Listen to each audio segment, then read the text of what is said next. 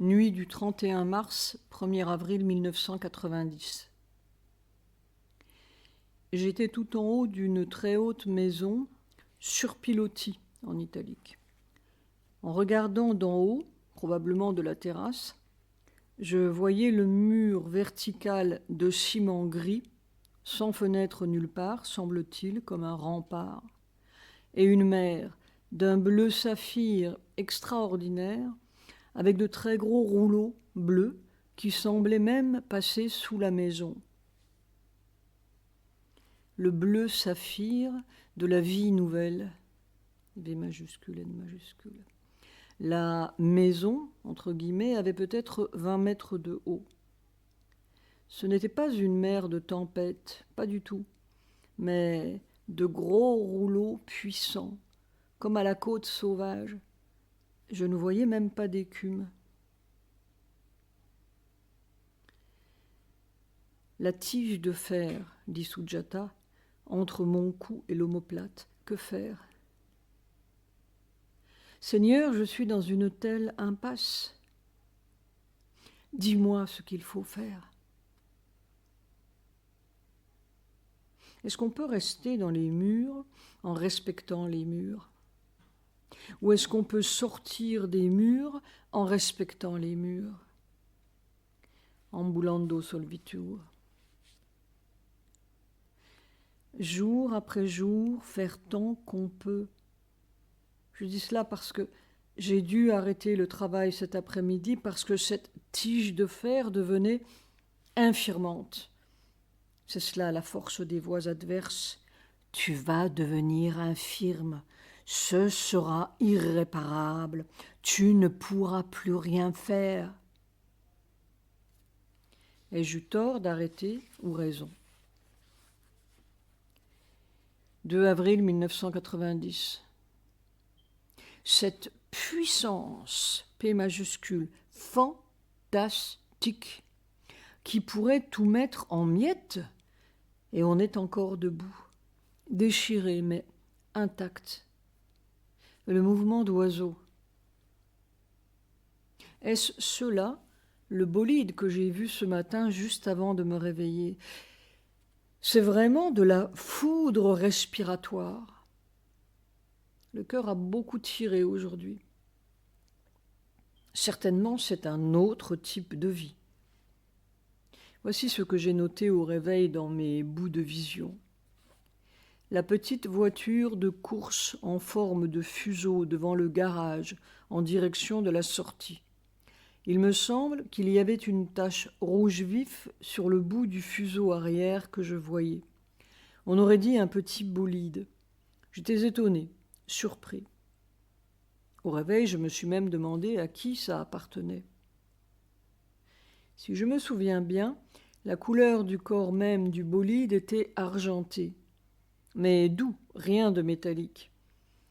J'ai même une sorte d'impression que le corps du bolide était fait de petits volets qui laissaient passer l'air ou la lumière. Je ne voyais pas de roue. Soit. Ce qui est intéressant, c'est que c'est le corps même qui dit ou se rend compte. Mais c'est une autre forme de vie. Seulement il ne sait pas comment ajuster son vieux système à cette vie foudroyante. Point d'exclamation entre parenthèses. Pour lui, il n'y a aucun doute que c'est la vie, V majuscule. Mais il ne sait pas comment la supporter. 3 avril 1990. On est en train de roussir ma colline, c'est parfaitement exact. Je ne sais pas comment on peut rester dans une forme humaine. Cette carapace mécanique. Bear and endure. Il n'y a vraiment pas autre chose à faire, en italique. 4 avril 1990. Il y a 80 ans, Sri Aurobindo arrivait à Pondichéry. 5 avril 1990. Parfois, au milieu de ces coups de boutoir foudroyants, C'est un torrent de feu solide qui roule, en italique, dans le dos jusqu'en bas, particulièrement depuis hier ou quelques jours. C'est peut-être cela, la colline roussie. 6 avril 1990. Et encore les tiges de fer, ici et là, encore plus furieuses. Ce mur, M majuscule, a des millions d'années, et il vous le fait sentir.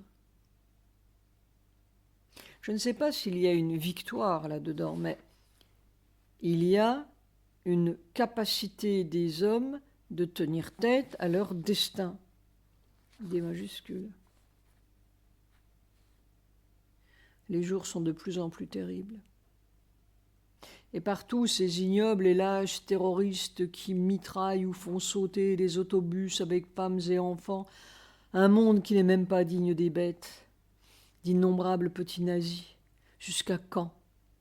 Et jusqu'où? C'est une infamie humaine. Le seul bout possible, c'est le changement d'espèce. Jusque-là, ce sera de plus en plus infâme et déchirant dans mon dos. 7 avril 1990. Une étrange alternance de piliers de foudre complètement rectilignes du haut en bas, le corps raide, craqué, complètement perpendiculaire, puis d'écrasements massifs qui roulent comme un torrent de feu à travers les épaules et le corps. C'est un peu terrible. Mais j'ai l'impression que ça va dans le bon sens. Quand c'est le torrent, on dirait que tout devient souple comme du cartilage bouilli. Soir. Décidément, le Bouddha n'avait fait que la moitié du travail. Ce qu'il avait trouvé là-haut, il fallait le faire descendre dans les eaux. C'est Sri Aurobindo qui l'a fait. Et c'est une longue et patiente affaire. 8 avril 1990. Un écrasement de foudre et de feu pendant 70 minutes debout. Ô Seigneur!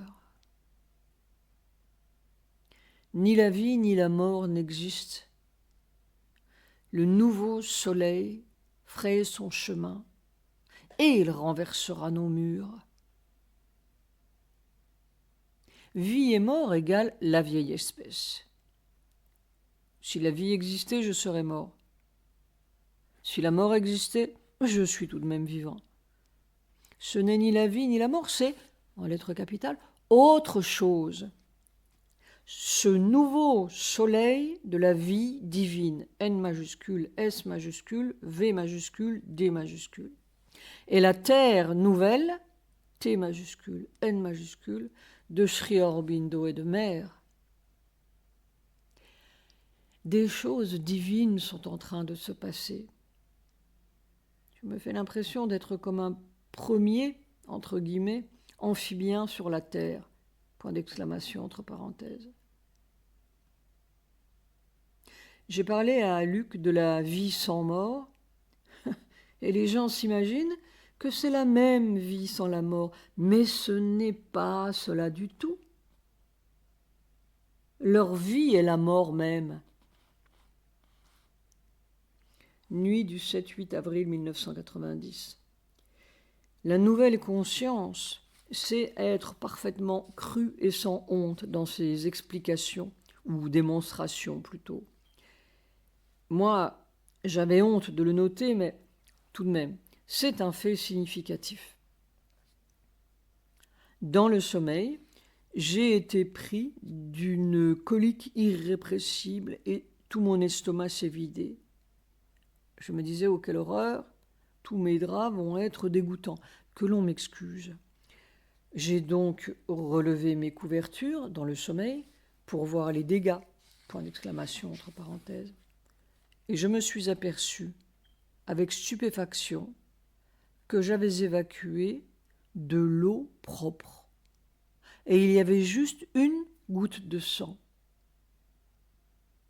Au réveil, je me suis demandé si cela ne signifiait pas la purification de l'organisme physique, le nettoyage complet de toute cette horreur subconsciente.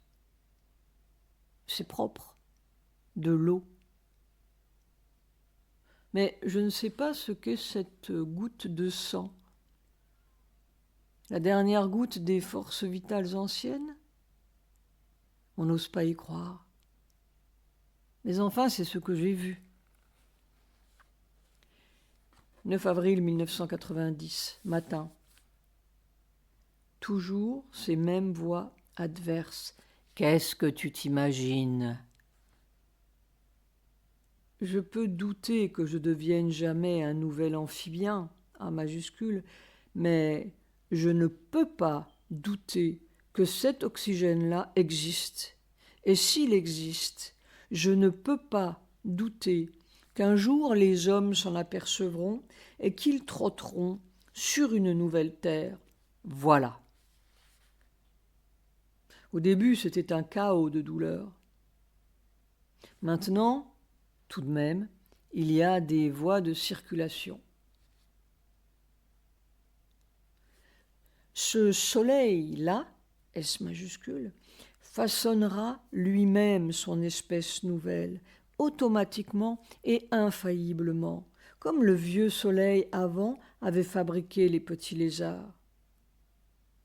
Nous sommes comme dans un océan où il y a trop de requins. Ils doivent avoir une loi papale contre l'avortement. Soir.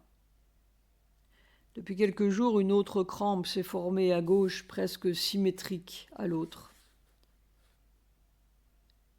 Le fond du corps n'a jamais oublié le nectar qu'il a bu il y a 6 ou 7 ans, mais tout le reste est peinant.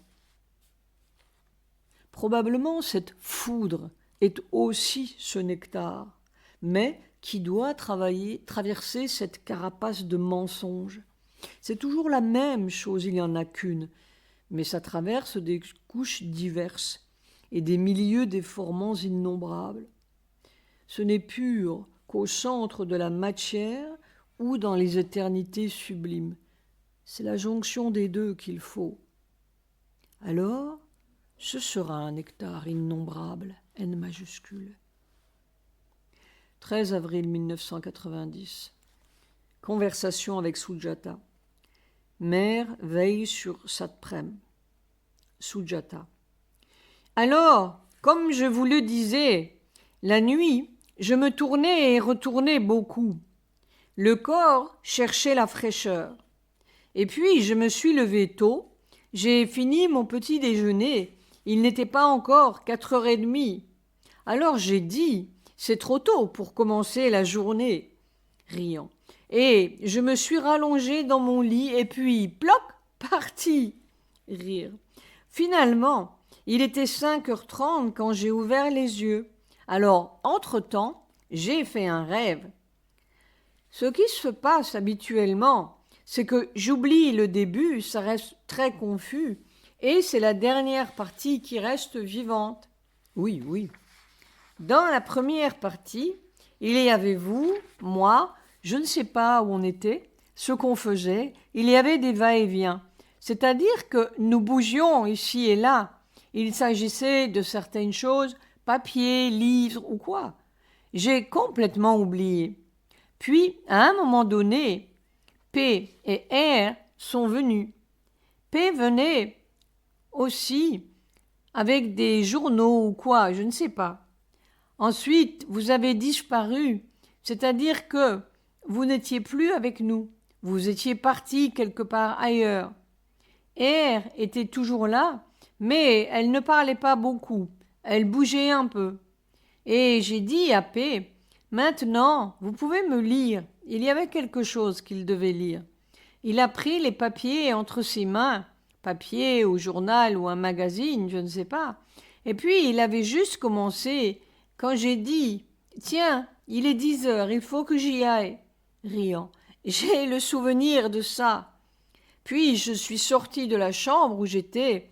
Je me suis trouvée dans le corridor, là-haut. R était avec moi, elle venait avec moi, et P était resté là où il était. Je pensais que c'était l'heure où mère devait venir. C'est pourquoi je m'en allais. Vous savez, là où se termine le corridor, ça va à droite dans la grande chambre. Tu parles de l'ashram? Oui, le corridor en haut. Oui. Pas à gauche le boudoir de mère, l'autre chambre, par où on montait chez mère. Oui. Bon, arrivé là, qu'est-ce que je vois? Mère. Mère était là. Vous vous souvenez, juste près de la grande porte, on entrait à gauche. Il y avait une table. Oui. Avec des vases, etc. Oui. Et contre ça, appuyé contre ça, près de la porte, mère était assise comme ça, les genoux pliés, appuyés. Sur la table? Non, par terre. Par terre. Oui, c'est curieux, je vois. Mère presque toujours assise par terre. Oui, ça, ce n'est pas... C'est comme ça, oui. Elle était là, comme ça. Et je me suis dit, oh, mère est déjà descendue, ou mère est déjà là, quelque chose comme ça. Et vous savez ce que mère faisait? Non. Elle veillait sur vous. Mère était donc comme ça, et le devant de la table continuait. Vous étiez appuyé contre ça. Contre la table? Contre la table. Debout, assis? Non, non, vous étiez assis. Si je me souviens bien, vous étiez assis, les jambes croisées, et en pleine méditation, et c'est mère qui veillait à ce que vous ne soyez pas dérangé dans votre méditation. Mère elle-même était complètement éveillée, jeune, elle souriait, riait, et après elle m'a dit « Tu veux aider ?» Je ne savais pas de quoi il s'agissait, alors elle m'a expliqué après qu'il y avait des choses qui devaient venir et que je devrais les lui passer et qu'elle les rangerait, probablement dans le frigidaire ou quelque part. Vous savez, elle mettait toutes sortes de choses dans son frigidaire, mère. Ça te prenne riant. Oui, oui. Non seulement la nourriture, les fruits, mais plein de fleurs, plein de crème, plein de... Dieu sait, tout ce qu'elle mettait dedans. Je ne savais pas, mais j'y ai vu tout ça en tout cas. Alors, elle m'a dit que les choses devaient venir, je devrais les lui passer et elle les rangerait. Voilà. Des objets qu'elle devait ranger dans... Oui, et j'étais assis et elle veillait sur moi. Et elle veillait sur vous. J'étais comme maintenant ou plus jeune? Je ne peux pas vous dire pour le visage. Vous savez, quand on est dans une méditation, le visage est sans âge. Mais vous étiez quand même en bleu. Ah, j'étais en bleu. C'est ça qui est important. Vous étiez en bleu. Oui, c'est ça. Mère, je ne me souviens pas tout à fait. Ce n'est pas resté trop dans mes yeux. Je crois que c'était bleu ciel, pas bleu marine comme vous, mais bleu ciel. Ça brillait toujours un peu et c'était mélangé de blanc, je crois. Non, l'important, c'est que j'étais en bleu. Ça, c'est mon vêtement de travail, si je puis dire. Et curieusement, vous étiez en méditation et mère veillait, mais comme s'il s'agissait d'un travail.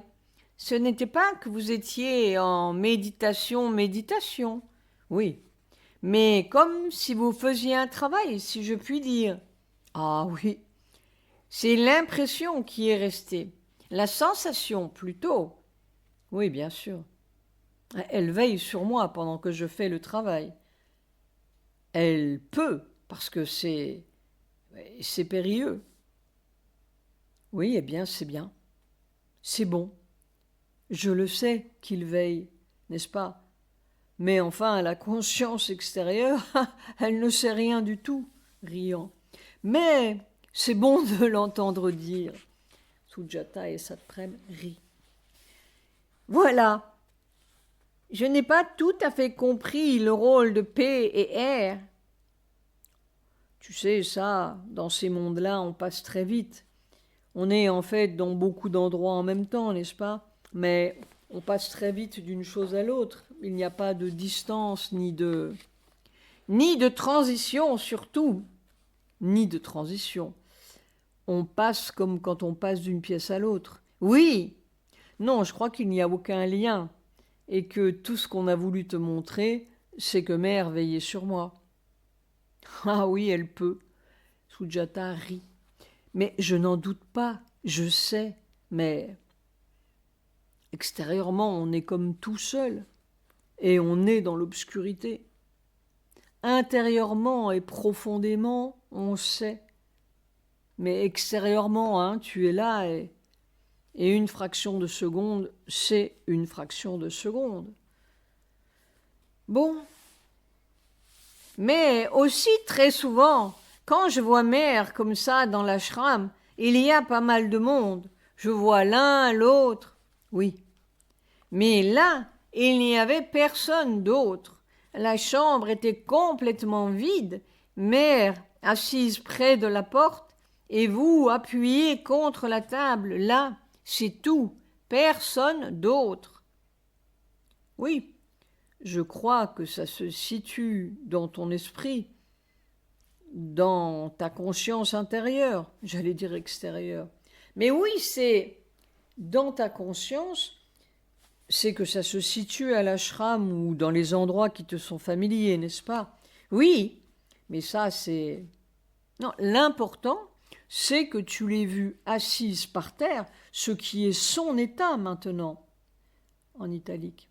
Elle est en italique, par terre et assise. Satprem martèle le sol. Oui, assise. Elle n'est pas au ciel. Et moi en bleu, c'est ça qui est important. Et puis, elle veille. Bon, ma douce, eh bien. Mais aussi, pendant que nous parlions, n'est-ce pas? Mère parlait, et elle parlait très naturellement, pas en chuchotant, pas du tout. Mais ce qui se passait là ne semblait pas pénétrer votre état. Voilà, c'est tout. Nuit du 13-14 avril 1990, Nouvel An indien. Au milieu de la nuit, j'ai été réveillé par un grand bruit de vent de tempête ou ouragan, et en même temps la sensation d'avoir froid. Je me suis levé et j'ai vu toutes, en italique, les vitres de la grande baie de l'Est défoncées, brisées, et des milliers d'éclats de verre sur le tapis de ma chambre, et cette tempête qui soufflait dehors. Sujata est venue. Je lui disais de faire attention de ne pas se blesser les pieds avec ces éclats de verre qui jonchaient ma chambre. Il n'y avait pas de pluie, rien que du vent déchaîné. D'habitude, le vent ne brise pas les vitres. Était-ce du vent? Une explosion? Soir. Jamais subi une foudre F majuscule pareille. Il ne me semble pas possible que cette matière reste telle qu'elle est. Peut-être sommes-nous proches de l'explosion. Tout me le dit.